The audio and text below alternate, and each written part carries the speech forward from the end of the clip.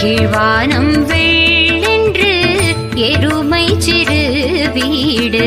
மேவான் பரந்தன காண் மிக்குள்ள பிள்ளைகளும் போவான் போகின்றானை போகாமல் காத்துன்னை கூவுவான் வந்து நின்றோ கோது கலமுடைய பாவா எழுந்திராய் பாடி பறை கொண்டு மாவாய் பிளந்தானை மல்லரை மாட்டிய தேவாதி தேவனை